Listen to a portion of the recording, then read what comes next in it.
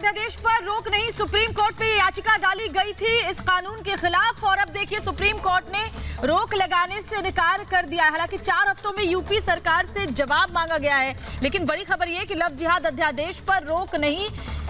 उत्तर प्रदेश सरकार के अध्यादेश के खिलाफ ये याचिका लगाई गई थी सुप्रीम कोर्ट में और उस पर अब रोक लगाने से सुप्रीम कोर्ट ने फिलहाल इनकार कर दिया है यूपी सरकार से। हालांकि 4 हफ्तों में जवाब भी इस बाबत मांगा गया है।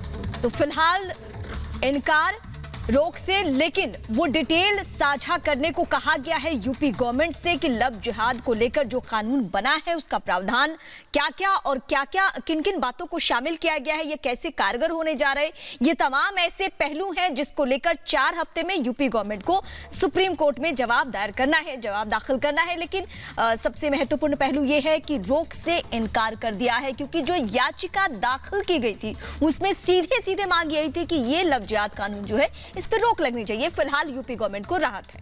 तो लव जिहाद अध्यादेश पर रोक की मांग को लेकर के जो याचिका सुप्रीम कोर्ट में लगाई गई थी उस पर फिलहाल रोक लगाने से इनकार कर दिया गया है सुप्रीम कोर्ट की तरफ से। 4 हफ्तों में यूपी सरकार से जवाब हालांकि मांगा गया है सुप्रीम कोर्ट की तरफ से, लेकिन फिलहाल जो बड़ी खबर यह है कि अध्यादेश पर रोक नहीं है। इस याचिका में यह मांग की गई थी कि लव जिहाद अध्यादेश जो यूपी सरकार की तरफ से रखा गया है उस पर रोक लगा दी जाए, लेकिन फिलहाल इस पर रोक से इनकार किया है सुप्रीम कोर्ट ने। हमारे सहयोगी अखिलेश इस वक्त हमारे साथ जुड़े हैं। अखिलेश, ये 4 हफ्ते में जो मांगा गया है जवाब यूपी गवर्नमेंट से सुप्रीम कोर्ट की तरफ से, उनमें किन किन बातों को शामिल करना है, ये जरा विस्तार से हमारे दर्शकों को बताइए। देखिए, साफ तौर पे जो पिटिशनर थे, याचिकाकर्ता थे, उनका कहना है कि ये जो कानून बनाया गया है ये लोगों के मौलिक अधिकारों का हनन करता है। इसमें जो एक्यूज है उसके ऊपर पूरी जिम्मेदारी डाल दी गई है कि वो ये प्रूव करे कि वो किसी को धोखे से शादी नहीं कर रहा है और तमाम ऐसी चीजें इसमें डाली गई हैं जिसकी वजह से ये साबित करना मुश्किल है और एक वर्ग विशेष को ये परेशान करने के लिए किया जा रहा है। और साथ में ये भी कहा गया कि आप तमाम मीडिया में खबरें आ रही हैं कि रोज किसी न किसी शादी में कुछ करके इस तरह से बवाल किया जा रहा है। कोर्ट ने सीधे तौर पर यह कहा है कि जो अध्यादेश है उसकी संवैधानिकता को हम जांच करेंगे, यानी कि अगर वो संवैधानिक तरीके से बनाया गया है तो उसकी जांच करेगा। अगर उसमें कुछ त्रुटियां हैं तो सुप्रीम कोर्ट उस पर रोक लगा सकता है, लेकिन फिलहाल रोक नहीं लगाया। 4 हफ्ते में यूपी और उत्तराखंड से जवाब मांगा है कि जो आपने एक्ट बनाया है उसमें ये बताइए कि कहीं लोगों के मानव अधिकारों का हनन तो नहीं हो रहा है, लोगों के फंडामेंटल राइट तो प्रभावित नहीं हो रहे हैं। इन सारी चीजों को बताना होगा 4 हफ्ते में। उसके बाद सुप्रीम कोर्ट ये तय करेगा कि क्या ये अध्यादेश सही है या नहीं है। फिलहाल राहत की बात यह है यूपी और उत्तराखंड को इस अध्यादेश पे रोक नहीं लगाई गई है। अखिलेश, क्या याचिकाकर्ता को भी निर्देश दिए गए हैं कुछ सुप्रीम कोर्ट की तरफ से? क्या हाईकोर्ट जाने के लिए कहा गया है और क्या कुछ कहा गया है याचिकाकर्ता को कोर्ट की तरफ से?